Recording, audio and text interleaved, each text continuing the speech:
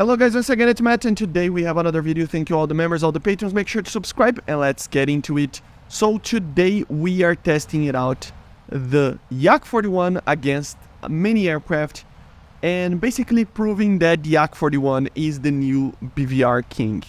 We have some rules to this. We are not notching heavily or going cold, and that's just to help the other aircraft a little bit, because if not, I could just turn away, wait for the Phoenixes to be destroyed, and then I can turn back hot again and just kill him at 20 kilometers, which is a fair, actually, strategy in a normal battle. But here, we are trying to force each other to the combat, okay? Everything else is available, you can do anything that you want, but the only marginal thing that I wanted to do, and I told him, is to actually do in a way that it would be like in a real battle. You don't spam 4 missiles in one target in a normal battle. So that I just told him to be like, try to use the aircraft as you would in the normal battle. So we are trying to use as few missiles as possible because you want to get more kills, just to test it out how the performance would be against the F-14 specifically, but also some of the other aircraft. And as you're going to see, it is an interesting thing. This aircraft is just amazing, man. The N010 is just an amazing radar that can detect anything from more than 90 kilometers. So it's pretty hard to evade this. And even the Phoenixes, they just don't have the chance. The only problem that I will see me having a lot of trouble with it is actually me losing the lock due to the chaff. But you have to think that due to the INS of the missiles, you can still kill the target. It is just a little bit harder here, but other raiders have that problem too. So it's something that you have to just consider as well. And another thing is that the 85-degree side look radar ability of the Yak-41 is just, it makes almost impossible to die for the Phoenix. It's just basically impossible. As you see here, we are not notching, we are just cranking, and he's just cranking as well, so we have the same type of flight performance. Their missiles are just going everywhere, and then he just dies for the R-27. No missile actually got close to me in that situation there. So basically this is it. The Yak-41 is the best aircraft out there for BVR. It is way better and way superior to the F-14 in so many things that it's just, there's nothing that I even need to say, and you will see here. So let's comment on the gameplay itself, okay? So normally I'm locking him at close to 80 kilometers. As you see, it's the max range that I think I can lock something, and then I just wait for the radar queue. He actually has a bigger radar queue to actually help in a longer range, so the Phoenixes are telling him that he's in range right now, and he already fired the missiles, but I was just waiting for the little line on the right side there to actually tell me that I'm in range for the target, around 50-something kilometers, as you see, and I will fire a missile. He was having a little bit of trouble with the internet. I don't know if it was the servers for guidance, so this one specifically doesn't count that much because it was kind of bugged and the aircraft was just weird for him, he said, but just to keep that in mind. But I wanted to show anyway, just for the sake of it, right? He was still trying to fight and he was firing missiles at me. I will still make the proper tutorial video on how to do BVR next week, okay? Explaining everything. I had to actually make a script for that and actually do kind of a more longer video, more well thought video than this type of video, but still. And as you see, we are not doing very heavily maneuvers to avoid the missiles. I'm not, and he's not. And I'm always winning. The missiles are just not connecting for him, and mine are. Here, the internet was already there. As you saw, 75 kilometer. So I just wait. By the way, when I wait to get in range, I'm still getting more speed. So as you see, he already fired the missile. He said that he fired from 70 kilometers. And yeah, I'm just waiting for the range of the ER there Obviously I will respect that, because if it's telling me that it's not in range, there's no reason why to fire, right? And he's doing the same with the Phoenix. So Fox 1 missile launched. I always take the power off, turn to one of the sides. I tend to turn to the left a little bit, and then I try to just maintain a lower airspeed and also going lower in altitude. That will make me actually make the missile of the target actually go through a thicker air. Also, reducing the speed, I can actually increase the range that the missile has to travel. So I'm making as hard as possible without losing too much energy for the missile to actually attack me, you know? So yeah, you do have to be careful though on two things that we will see. Me losing locks a lot due to chaff. This, as I said before, it is one of the main problems with this Raider. He likes to lose lock due to the chaff. So you need to really be careful on that, and you really need to have your fingers on the trigger to actually get a lock as quickly as possible again, to make sure that you continue to guide the missile. I tested it to see if the missile was still guiding. It was not, so I had to fire another one. So the second ER is in the air. That was kind of my mistake. I should have been a little bit more worried about losing locks, but I was actually just getting the hang of it. Look, see that? See that how I lost the lock there? That was due to the chaff. So he was firing chaff, and it makes it so that I lose the lock. And I took too much time to get a proper lock again. The Raider takes a lot of time to just scan, so this will be always the main problem of that. I see the Phoenix or Sparrow, I think, on my 6 there. So yeah, very dangerous. I lost the lock, so I had to go for the R27 shot from very close. I lost the lock, but the INS helped the missile to connect. So as you see, I'm always turning downwards to make the enemy's missile to go through a thicker air, trying to maintain the lock.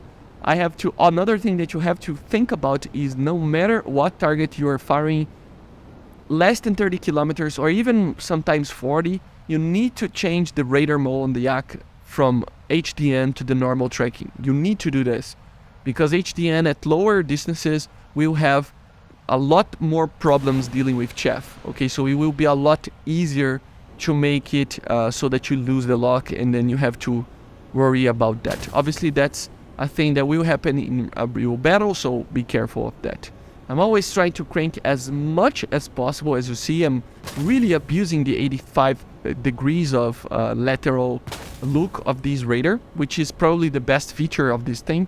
It makes the missile of the enemy lose a lot of energy when you do that, especially when you lower the nose and lower your altitude. So yes, the F-14 obviously can beat the Yak-41 in a BVR fight, but to my knowledge, if you do everything correct, as I am doing here, flying in this specific way, there is not much else that the F-14 can do. You will still be in an advantage.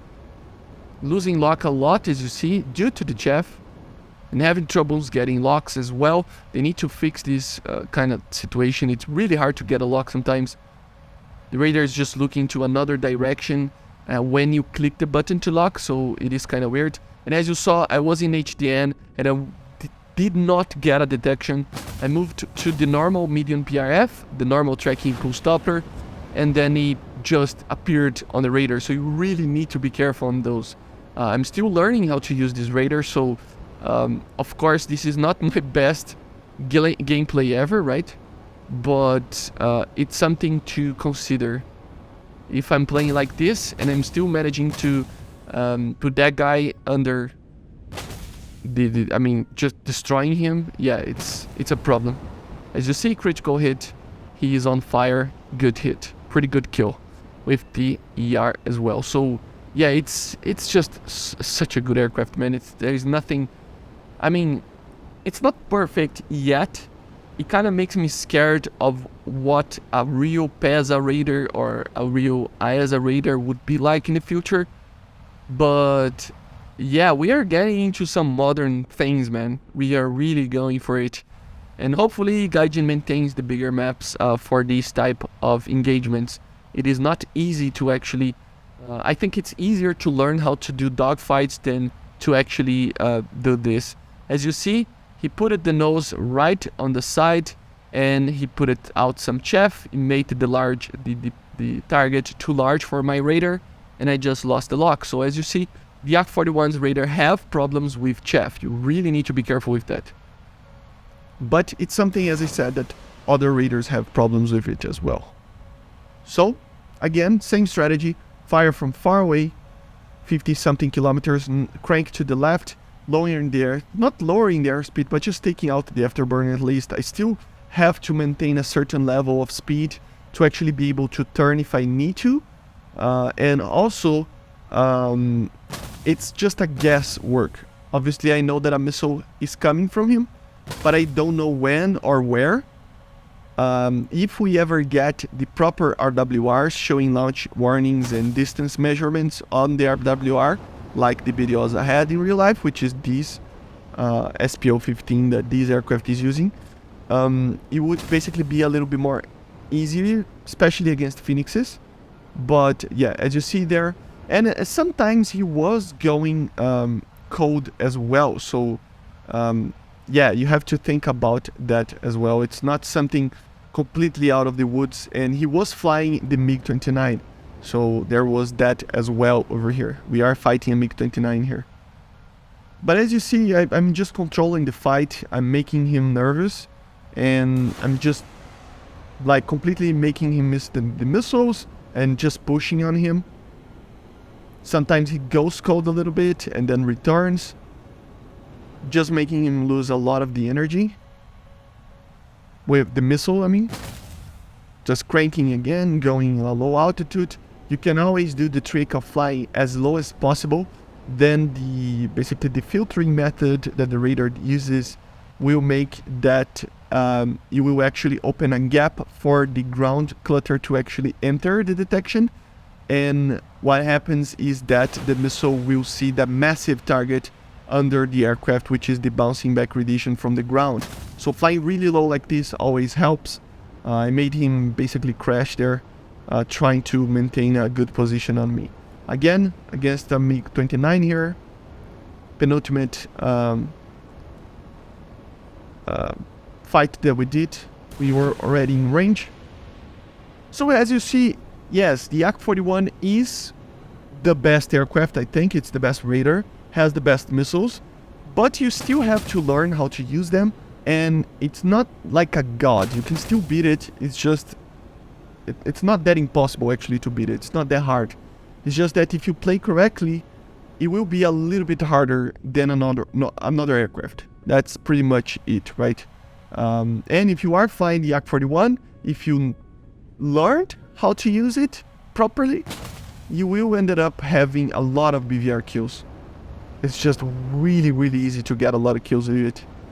Already shown some of the videos, even flying with the MiG, which is kind of the same radar, right? It feels like the same radar, but with less range and less lateral look as well. And on that radar, you can already like feel that it is a very good aircraft. These are Russian aircraft, Soviet aircraft, and Soviet missiles. They're really good at BVR. And the thing is that I think the main thing is the radar, man. It's a very good radar because it's a fully pulse Doppler one, and you have the high PRF modes as the HDN, and you have the medium PRF with the pulse Doppler, normal pulse Doppler, and also the missiles, man. There are the only semi-active missiles that have INS. So the INS together with data link. So what it means is that you get increased ranges than the other semi-active missiles, and also you have something that nobody else's have, which is the INS, unless you are flying with the Phoenix, but it's limited, which makes, if you lose the lock, it doesn't matter. Just try to get the lock again, and it's fine. So yeah, it's pretty alright to actually be able to do this type of thing. As you see, the MiG-29 is the one aircraft that I didn't manage to just destroy every single time. The F-14 was easy in every single battle that we did. We did some stuff that I'm not going to show here because the video would be too long. But yeah, as you see, we are in a dogfight, and then he's just faster, better turning than me, better positioned to turn a little bit more than me, and I will lose to the dogfight. And as I was saying, the INS lacking from American aircraft or American missiles will make that you lose a lot of kills just due to a couple of chaff or something like that. I think it's the main thing. Soviet missiles right now, because of the INS, they are just way more reliable to use. Just because of that. If you lose the lock, it's fine. Just wait a little bit, get the lock again, and the missile will continue to its target. While in the American one, if you lose the lock, it's GG. The only one that can actually deal with that is the Phoenix, and the Phoenix is very limited as well. It's not made, I was actually saying that on the Discord today, the missile is made for you to not know that the missile is coming, basically, kinda. Because if you do, it's just so easy to avoid it that it's not even a joke. And it's made for big bombers as well, obviously. But the main thing about this game is that the Phoenix is very easy to beat, just because you know that you are fighting them. And then it's just, you know, it's not a very high maneuverable missile. It doesn't have a lot of energy to turn, you know, even though it has a lot of speed. And it can get you by surprise a lot of the times. And that's the main feature of the Phoenix, in my opinion. The speed and the pure distance that you're not expecting a missile to be coming from. And you don't get a lock, you know, so it's kind of a stealthy kind of situation of a missile hit. While the ER, you have to fully lock the guy, and you have to beat the attempts of the target to actually beat your missile, which can be problematic sometimes. But in a way, it's just, you know, it doesn't matter. I still think that the Yak-41 is just a better option. As you see here, we were fighting an F-16. The F-16 missiles were just not even close to us, and we just managed to hit him with the first ER. He tried to do some chaff and stuff. If you saw, the radar was losing lock and reacquiring the lock, but it was just, yeah, it didn't matter. But anyway, long live the new BVR King. I don't think he will live long enough. Probably more 4th generation are coming fairly soon that will stomp this thing.